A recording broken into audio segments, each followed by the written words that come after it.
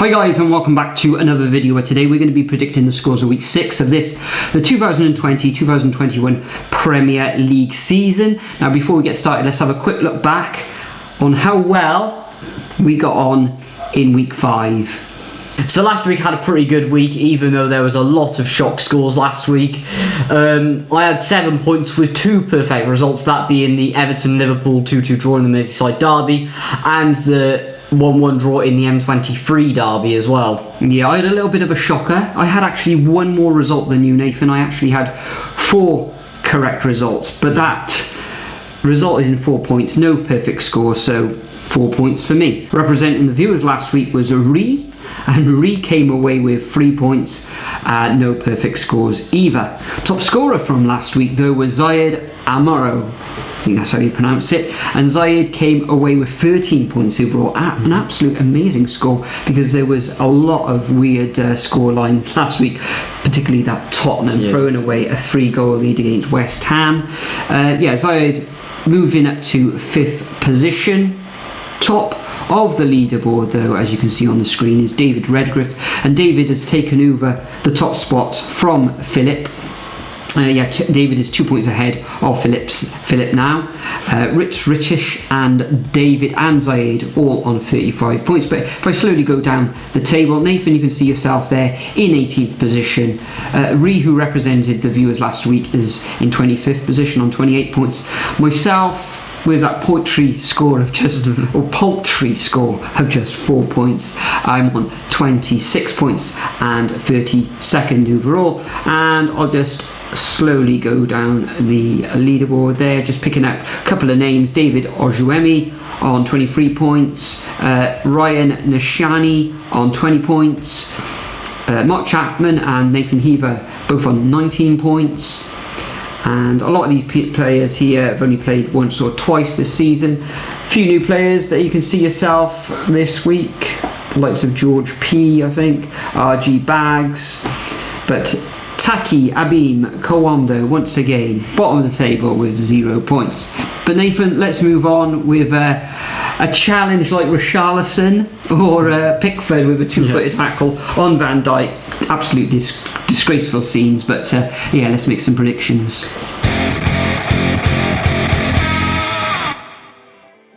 Okay, so first up we have quite a tasty fixture between Aston Villa and Leeds on Friday night on pay-per-view. On BT. Oh, it's just disgraceful, isn't it? Villa, another narrow win last week against Leicester. Pretty good result that, especially with Leicester being in 4th and everything, with the good starts to the season they've had, even though they're dropping off now. And they're coming up against the Leeds team who've had an alright start, but did lose last time around to Wolves. Many people were shocked by that. Many people thought, like me, thought it was going to be a draw, but Wolves pulled out of the bag. But yeah, Aston Villa really looking superb at the moment, even though they have played a game less than everyone else. I think Leeds are going to start to struggle now, because they often start the season flying, and I think this is where they're going to start to drop now for a little bit, and then they'll pick back up. So I'm probably going to say a 2-1 Aston Villa. Yeah, I agree. Friday night football, only those people who are willing to stick their hands in the pockets are going to be able to see this one, unless you go down the pub, but we can't do that in Wales, unfortunately, after 6 o'clock on Friday. So maybe those lucky people in England and around the world can. But I think Ross Barkley, touch and go, if he's going to be playing this weekend, which will be a bit of a blow to Aston Villa, as he's been absolutely fantastic since he's made his move from Chelsea to the Midlands. Leeds, plenty of endeavour, plenty of huff and puff, but ultimately the likes of Bamford, Rodrigo, I think it is up front, not putting the ball up in the back of the net. So I can see this one, not a lot of goals in this one. I think Villa may have 1 or 2 other injury worries as well, but I'm going to go for a sneaky 1-0 home win to Aston Villa. Next up, we got the first of the Saturday fixtures, and this takes place at 12:30, again on BT Sport. West Ham against Manchester City. Now, West Ham last weekend 3-0 down with, what was it, about 10-11 minutes to play, and from the depths of despair, they drag that result back against Tottenham, back to 3-3. Absolutely magnificent. Manchester City, narrow victory over Arsenal at home. Arsenal, narrow. a little bit aggrieved not to get anything out of the game. De Bruyne missing, and I think he's going to be missing for this game as well. Last season, Manchester City had no problem dispatching West Ham in this fixture 5-0. This time around, West Ham, a different kettle of fish. Different kettle of fish. Find themselves in 9th position, drawing the last one, and prior to that it was 2 victories. So I think they will score against Man City. Man City looking a little bit more solid in defence, but I think West Ham will score. Aguero's back, but Jesus is out. He's in the physio room. Creswell playing well at left back for West Ham, getting in plenty of crosses and assisting there. So I'm going to go for a narrow 2-1 victory to the Citizens. I think they'll just sneak it in the end. Interesting. I'm actually going to go for a 2-0 here. I don't think West Ham are going to be able to score. No. They won't get probably through the midfield, even though De Bruyne is out. But Aguero's back. He'll probably get some in. So yeah, I reckon 2-0. Even I don't know. I just don't think the West Ham defence will be able to cope. Next up, we've got Fulham versus Palace on pay-per-view on Saturday at 3 o'clock. Palace. Last time around, getting a 1-1 draw against Brighton in the M23 derby, of course.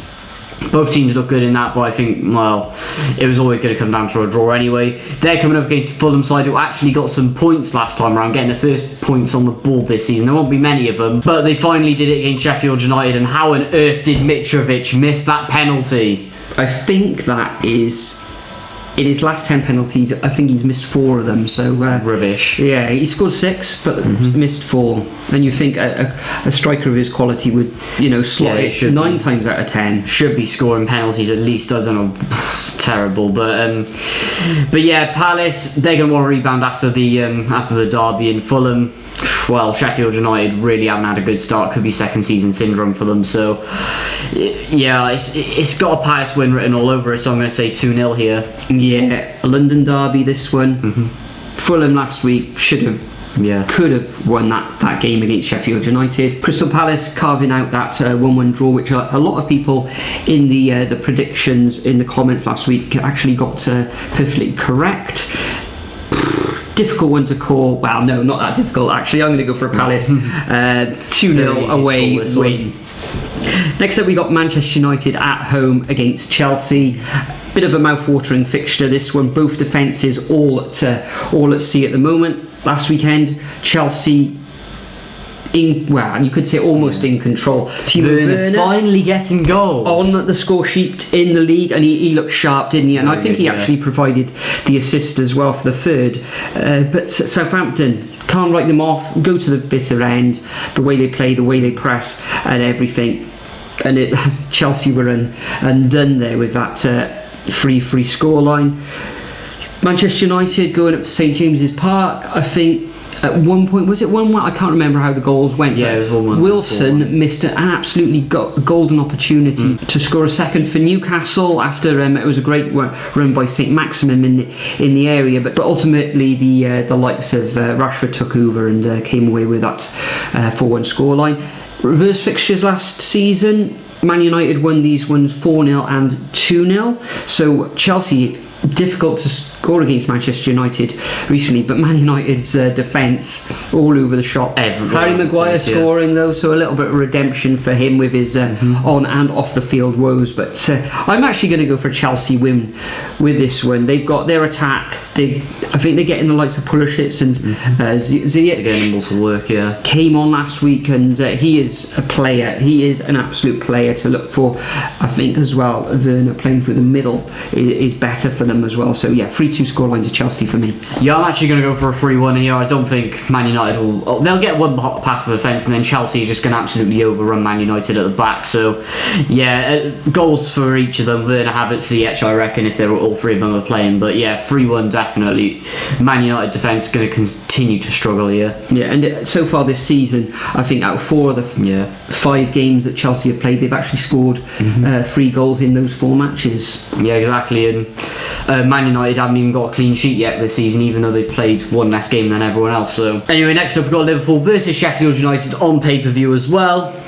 Again, that Man United ridiculous. Chelsea match at 5:30 Saturday team time is on Sky though. Yeah, so most people will be able to enjoy that one if you've got Sky. If you got Sky, and if you, well, yeah. But yeah, Liverpool out with. Well, we'll go on to Everton later, but without Van Dijk, looks like without Thiago as well. So they're going to really struggle at the back now, especially if Joe Gomez doesn't get back to normal service. But they're coming up against the Sheffield United team, who have been really struggling. Brewster couldn't offer anything. Well, Ollie McBurney's Ollie McBurney, and then you had McGoldrick, who couldn't even do anything either. And Chris Wilder's starting to be worked out a lot, especially with the overlapping centre backs and everything now. So, but yeah, this one has a Liverpool win written all over it, and I'm going to say 2-0. 2-0. Yeah, Van Dijk now, as we know, with his ACL, he's out for the rest of the season. So I think he's going to be having surgery on that, unless he's had it already. This fixture last season finished in a 2-0 victory to Liverpool. I'm going to go for the same scoreline, 2-0, even without Van Dijk at the heart of their defence. I think they'll have too much at this point in the season for Sheffield United. Salah looks absolutely fantastic as well at the moment. Mane as well. Yeah, 2-0 for me in this one.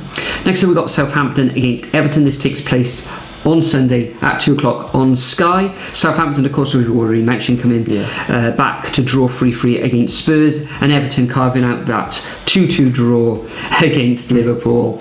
Absolutely flying at the moment, top of the table, winning 4 of those first 5 fixtures. This is going to be a tough cookie, or a tough match for Everton to win, but I think ultimately they will come through. The likes of Rodriguez, who's played a lot of football recently, maybe he'll have a day or two off. Dominic Calvert-Lewin as well. Superb, absolutely magnificent in the air, and there's rumours as well that Real Madrid are looking at him. So that'll be interesting to see, especially in the January the transfer window. Will they be able to keep hold of him? But I think Southampton will score, and I'm going to go for a 2-1 away win to the Toffees. I'm actually going to go for a 3-1 to Everton. What can we say about VAR last week? I mean, all over the place, but then again, you can't argue against it because it is needed, as us Cardiff fans well know. Just got to be reformed, but as I keep saying all the time, almost on a weekly basis, we have the worst officials in Europe by far. But yeah, you can't write off Southampton, but I have to this week against Everton, so 3-1. And of course, naughty boy Richarlison will be out for that terrible challenge on Thiago, so whether he's going to be okay for this weekend, we don't know. Rumours is he may actually be there and playing, but Pickford in goals. Technique all wrong. I don't think he went out to hurt or intend to hurt Van Dijk, but the way he came out, it was always going to be dangerous, and unfortunately, and we wish Van Dijk a speedy recovery. Next up, we got Wolves Newcastle on 4:30 on Sunday on Sky. Jimenez lucky goal.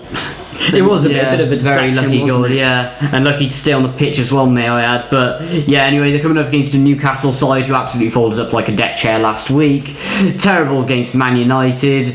I mean, how can you let Bruno Fernandes miss a penalty and then lose 4-1 to a Man United side who are 15th in the table?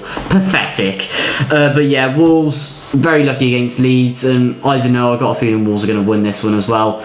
Newcastle are going to go on these up and down runs, I reckon, all season, where they win one, lose one, win one, lose one every other week, look good some weeks, and then look like a team full of Joe Lintons the next. So I'm going to go for 2-1 Wolves. Yeah, very inconsistent Newcastle. I think their expected goals as well is very low, although Wilson should have scored last week and they would have had 2 goals, but Newcastle finding it a little bit difficult in front of goal at the moment, even though they have scored 7 this season. Wolves carving out that 1-0 victory. Jimenez lucky to stay on the pitch, and it was a bit of a lucky goal deflected, but the likes of Podence for Wolves looked absolutely fantastic. Could have grabbed a goal into it to himself, but last season this would have ended in 1-1. Wolves got a very tight defence. Newcastle not really firing on all cylinders up front, so I'm going to go for a 1-0 home victory. Interesting.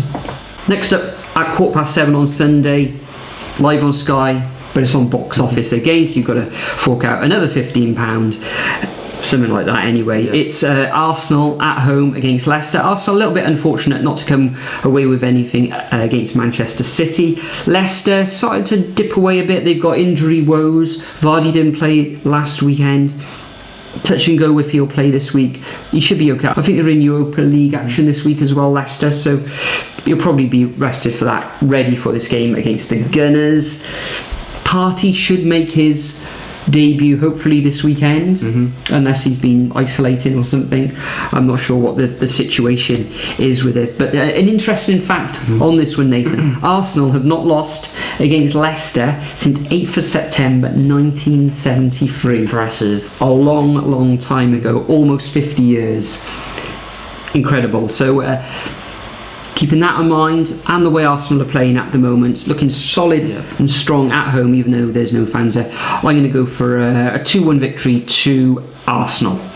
Yeah, I'm going to go for a 2-1 as well. Got to take that stat into consideration, especially with the way Arsenal have been playing. But Leicester losing their last 2 matches, they're going to be a bit like Newcastle, but they're going to do it in blocks, win like 4 in a row, then lose 4 in a row. That's what they're going to be like the whole season. So yeah, I'm going to go for 2-1 Arsenal. Next up, we got Brighton versus West Brom. Brighton want to be this is on box office as well. Brighton are going to be wanting to bounce back after that draw in the M23 derby. Who's going to pay for this though? Exactly, but Brighton then again, fans and West Brom fans probably. Yeah, but then again, look how many people paid for Burnley versus West Brom last week. Many? 75 people. Was that it? That's it. Really? Yeah, that's why we're out online. Where did you get that from? Or was it 75,000? 75 fans. Wow. Bought it on Sky. Absolutely incredible. I mean, of all the games to put on box office, you put that one on there. God, that's a good business move, isn't it? But back to the football, West Brom still don't look good, and Burnley. I'm sure there's going to be more than 75 people. No, there was 75 people who looked at watched that's just crazy. But yeah, I fully expect Brighton to win this one. West Brom, they don't look good enough, and how on earth did Burnley not beat them last week? They did not look good at all. No striking options, that's why. So I'm going to say a 2-0 Brighton. Yeah, West Brom a little bit fortunate. Well, unfortunate as well. They could have actually won that match. They could have, yeah. Against Burnley, but Burnley themselves, I think it was Chris Wood, had a couple of really good headers. He should have really buried them. This one though, Brighton, okay, all their guts so in the way they've been playing, it's not actually bringing results. They've only won once this season so far. Okay, drawing their last match against Crystal Palace, when I think they were dominant as well over Palace. But with that in mind, and West Brom 2 draws in their last 3, I think this is going to be another draw. I'm going to go, it could end up 0-0 this one, but I'm going to go for a 1-1 scoreline. The final fixture of the weekend sees Burnley at home against Spurs, and this takes place at 8 o'clock live on Sky on Monday evening. So anybody with a Sky subscription or sports subscription would be able to watch this without putting a hand in their pocket. Burnley last time out, a little bit unfortunate. They could have taken all 3 points against West Brom. Chris Wood should really buried his chances, as I've already said. Burnley have only conceded 1 more goal than Everton, who find themselves top of the table. Burnley in 18th position in the relegation zone. Spurs last time out 3-0 against West Ham. Really should have seen that game out. They brought in us on the substitutes, including Gareth Bale, of course, and maybe it was tactically those other substitutions, because Bale could have scored a 4th for Spurs. Maybe he should have tightened up a little bit and seen the game out, but West Ham came back into it, and Mourinho was left with a little bit of egg on his face. I think in this match, I think Spurs, with the quality they've got, the likes of Son, Kane, absolutely magnificent at the moment. Is there a better striker in the Premier League? Everton probably saying Calvert-Lewin, but I think Kane's all-round game is much better than Calvert-Lewin. Yeah, but then again, he doesn't score worldies, does he? No, but only tap-ins. I think Kane is the better player, but Calvert-Lewin, if you're an England fan, then having both those players at the moment is absolutely fantastic for them. But yeah, I think Spurs are going to run out with this one. I think they will concede, because it's a little bit leaky, that Spurs defence. I'm going to go for a 3-1 away victory. Interesting. I'm actually going to go for an hour 1-0, but that's only because, I mean, it's in Burnley, isn't it? Teams never do well when they go to Burnley, but then again, there's no fans there, so it could go either way. But I don't know, I just think Spurs are going to be Spurs and only win 1-0. Burnley not showing any signs of promise for a while yet. They'll take time to turn it around. Excellent. So that concludes our predictions for week 6 of this, the 2020-2021 Premier League season. As usual, I'm going to leave a template of these fixtures in the description. If you'd like to play along and get yourself on that leaderboard, get yourself at the top of the leaderboard even, then make sure you leave your predictions. And like Zayed Amro, you could get a shout out in the next video. As usual on the Friday evening, it's going to have to be Friday morning this time, or even Thursday night. I'll probably do it around about 6 o'clock Friday evening if I can, if I'm back in from work on time. Then I'll pick somebody at random to represent you guys, the viewers, as well, so you'll have a little bit of a shout out. But Nathan, before we go, is there anything you'd like to add? Search my channel, link in the description below. And are there going to be any live streams this week? Considering this video will probably be going out late Wednesday evening. So once I finish streaming. Cardiff playing on Saturday, Derby County, 3 o'clock, be there. Superb. Thank you for your time again this evening. Thanks for everybody for watching as well. Make sure, as I've already said, to get your predictions in this week. And thanks for your support. Let's see if we can get to 4,000 viewers by the end of the year. Awesome. But thanks for watching, and we'll see you in the next video. Cheers, guys.